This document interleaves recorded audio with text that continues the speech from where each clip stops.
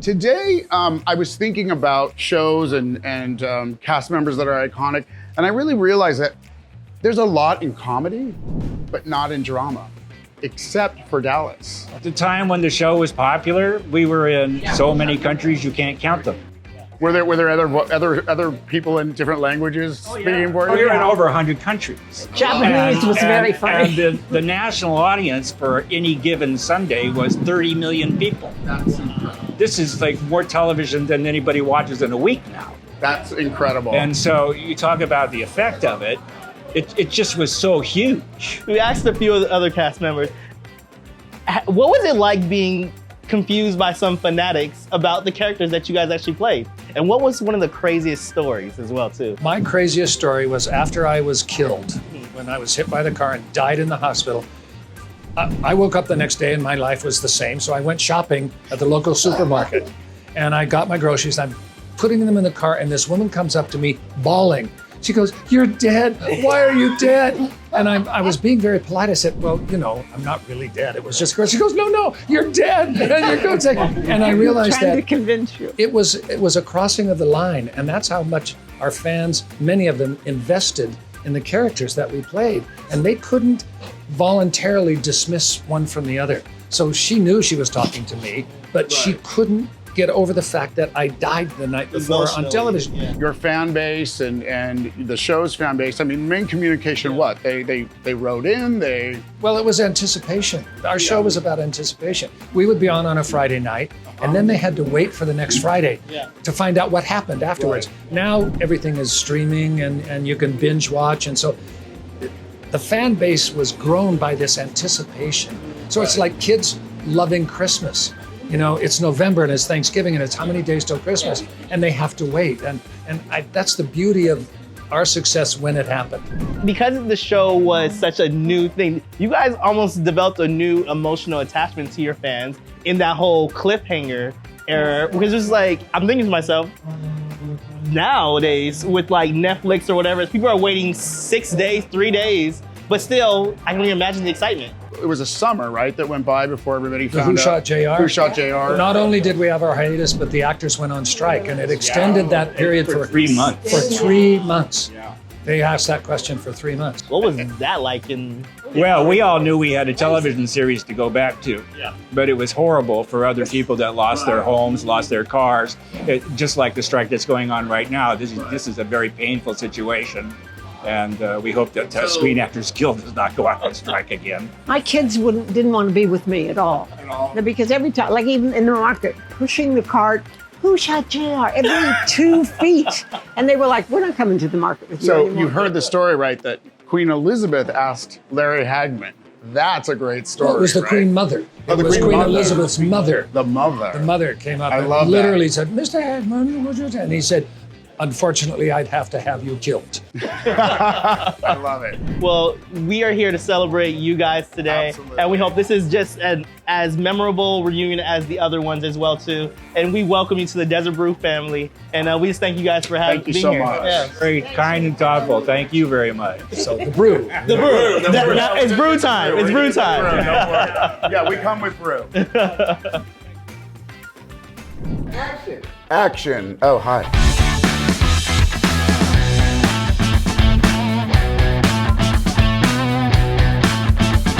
We're gonna get a badge, all access, I just know it.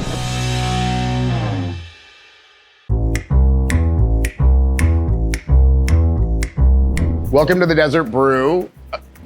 I mean, let's just get into it. First of all, you brought a very handsome my son. Your son. Yep. I love that. Your name? Daniel. You know what to do.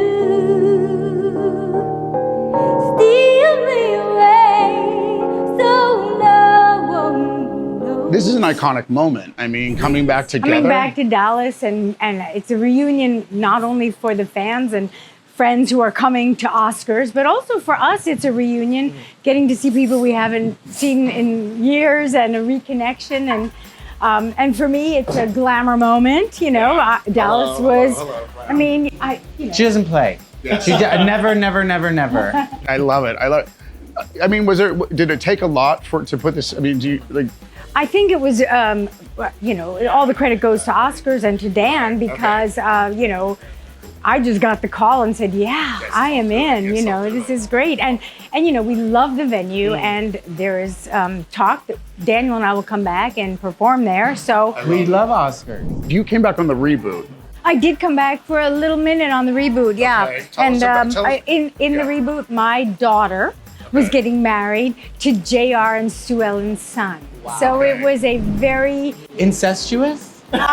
I love it. okay. No, we didn't think of it that way. We did not. But it was ripe with lots of intrigue and had a great potential. So- Didn't play out that way, but it did have great The original potential. is original. Yeah, I mean, I was one of those people left hanging at the end of the show, like, really? Come on now. It was great, by the way. But what I'd love to know about, so you experienced both. How was the environment or the production different? I mean, there's a big gap and a lot of things changed, you know, beyond obviously technology. Well, the Just- technology was very different in Yeah. the reboot. Directors, obviously, you know, Right. we had a very exciting core group throughout the whole series that were producers, writers, directors, and they also were very close knit and had a single mind and a single vision. Right. And so for me, look, I only was there for a few episodes for the reboot, and but it was a fabulous time. It was incredible. It was like stepping into my old shoes again. I love that. But the other thing would be too is I think when you were originally on Dallas, I think the whole interaction with fan base and the show. I mean, there was no social media back then.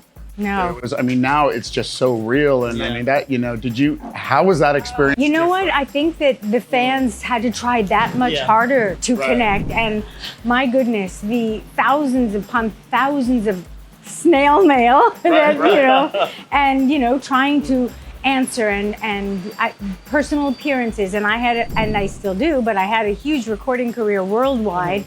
And during that time, it was yet another way for me to connect with fans. So it was incredible. Where can people connect with you, not only on social media, but also, you said that you were performing here at Oscars pretty soon too? Well, we don't know. We're just talking about it. Exclusive. You're spilling the beans. Yeah, no, on social media, she's Audrey Landers official, and I'm Daniel Landers, and we're very easy to find on each other's pages too. They're friends. They're friends. All right, so You guys- it's time to go, and we love talking to you guys. But I'm jealous of the relationship. I mean, it's amazing. You guys are phenomenal. But thank thank you. you guys for being here. Thank you. Action. Oh, hi.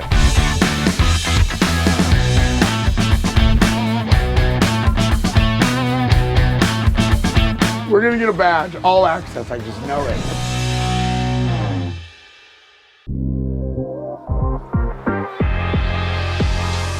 All right, welcome back to another amazing segment of the Desert Brew. We are here with Cherie, Michael, and Kathy of course, Dallas. We're all here. We're all OG, fans, OG. Well, I'm a new fan. I had to do a crash course, but he's the original fan. My co-host here was actually born the year that the show, the original, ended. I was that little boy on my bed every Friday night watching. Right. You're right. So I was coming in as they were transitioning out. Better? Very nice. Okay. Very elegantly put. This is an iconic show. You guys are coined as America's first super show. Like, with how many millions of views? This is before streaming, before anything else. There were 3 networks. Like, it's hard to imagine a time when there were just 3 networks and millions of viewers. And Because Channel there was 11 nothing once in a while. Once in a while. Yeah, so that's crazy. I mean, The whole world stopped when Dallas was on. and if you missed it, you missed it until taping came along. But like, you either watched it live or that was it. Or I waited for the guarantee you they reruns. took spoiler alerts very seriously back then. Oh, yes. Restaurants started not opening until right after. I mean, you know, not the upscale restaurant. The reservations were before or after. Originally, I was surprised to find out that it was actually a mini series to start. Yeah, the pilot was a. Yeah, I wasn't. It was like a mid-season replacement. I only know this because our dear friend Alan is like the authority. But it was a 5-episode mid-season after the Carol Burnett show went off, and then it I mean, became. it's a good spot if Yeah. you're going to have Oh, a exactly, pilot exactly. And then you went on to do 13 years of Dallas. Yes. Which is amazing. I was that boy that was watching it every Friday night. And I mean, it probably wasn't very family friendly, but the whole family was there. So I mean, it was like scandals. Well, by today's standards, I think it's pretty mild. Yeah. But in the day, it was pretty frisky. I have a question about that. Okay, so you guys were pushing the envelope back then with a lot of like the scenes and the characters and everything. How was it like getting mistaken for the fanatics out there that believe that you were actually the characters? It happened to me. Oh, dude. Oh, yeah. Like, what are you doing here? I was in Dallas doing some event, and it was like, why are you here? I was in a department store, and she could not believe. So during like the first season, as it evolved from mini series to a full-blown show, did you know in the beginning you guys had something special? I came on at the end. Michael would know. He could answer that. I get a call from Leonard Katzman, who was the producer of the first year after they made that miniseries. And he said, I got a series, I'd like you to come and direct it. And I said, and he described it, and I said, you know, Lenny, I'm doing a show right now that is going to be the most popular show ever made. It was about runaway kids, called The Runaway. Well, I think we made 11 of those. So Lenny made me suffer, and I didn't come on until the second year. Because he just said, you know. Oh, you made your choice. You made your choice. Now live with it. Live with your choices. Anyway, but when I first came on, you know, I directed one episode, and then I saw Lenny go around and ask all the cast if they liked me, and they said, yeah. So then I started doing They had to vote? Yeah. They had to vote? They had to vote, Well, yeah. I mean, so if you came in on the second year, then, I mean, my understanding is that the characters, even during the first year, weren't really cast, they were cast sort of to have a different character.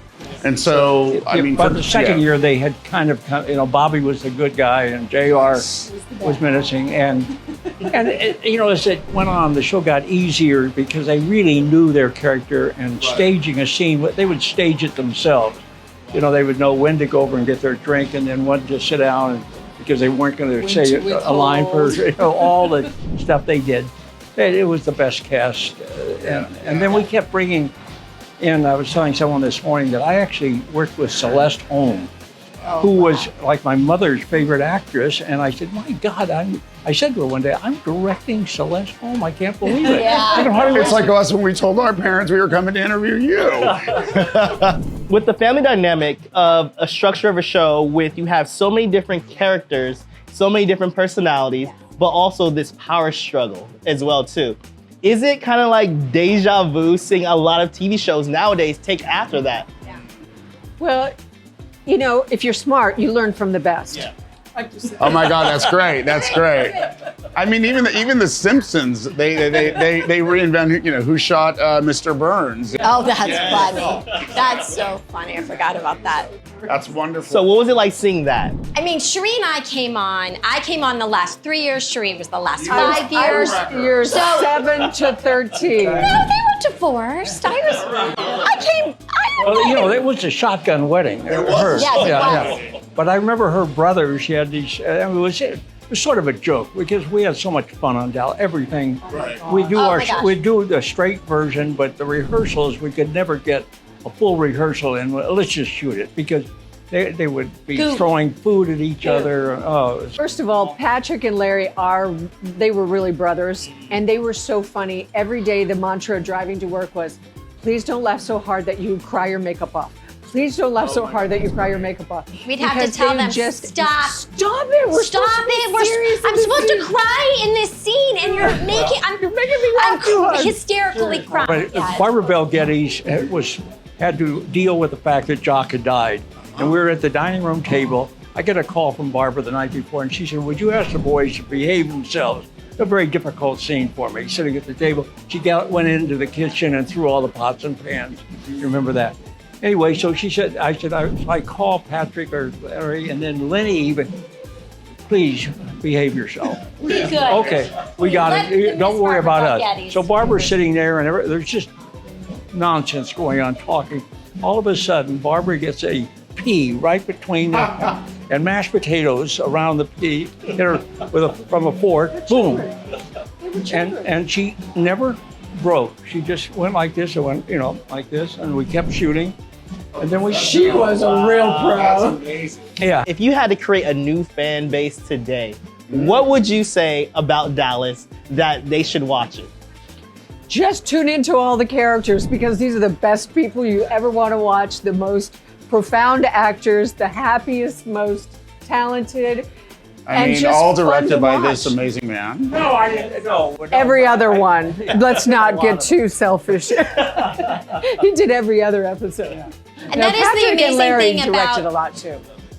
the longevity. Like, it was a series that was on for 13 years, 26 episodes a year. Now shows it's like 8 get episodes, 6 or 8. a season. This was 26 episodes. So there's a lot there. And if you want to binge something, like, have at it. You've got You'd have like to binge 300 hours for a few years. Yeah, that's what I'm saying. No, it's 370 episodes or something. Enough about Lenny Yeah. Katzman. He held it all together. genius. He was our producer and writer, director, everything. Yeah. And he Creator. too. And creator. And when we'd have these meetings, I said, where do you get all these ideas? He said, from everybody. Somebody would come in on a Saturday after a weekend, they said, what'd you do?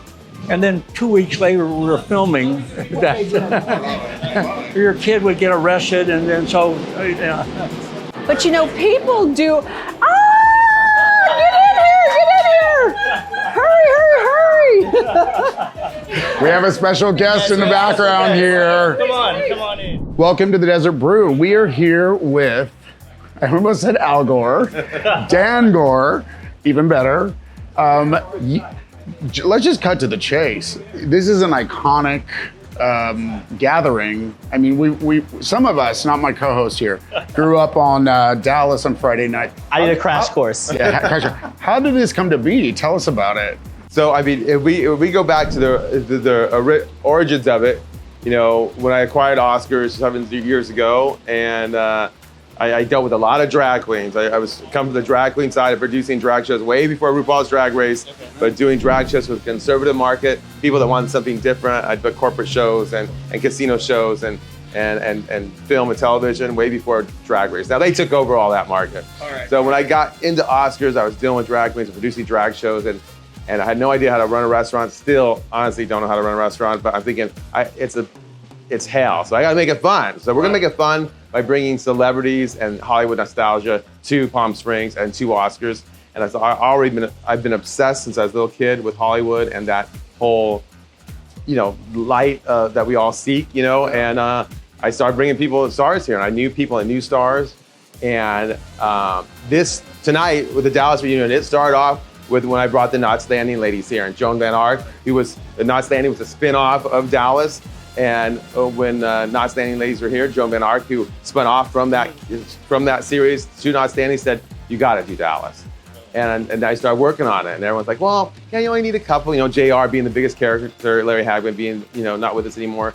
They said, "I don't know how many people you can get." I'm like, "No, I want to get everybody." So we started with 2 or 3, the main ones, and every cast reunion, it was always just 3 or 4. Yeah, right. They've had several cast reunions. Let's not forget, there's been several. The 30th, the 40th, the 45th. Now we're celebrating the 45th anniversary of Dallas since it aired.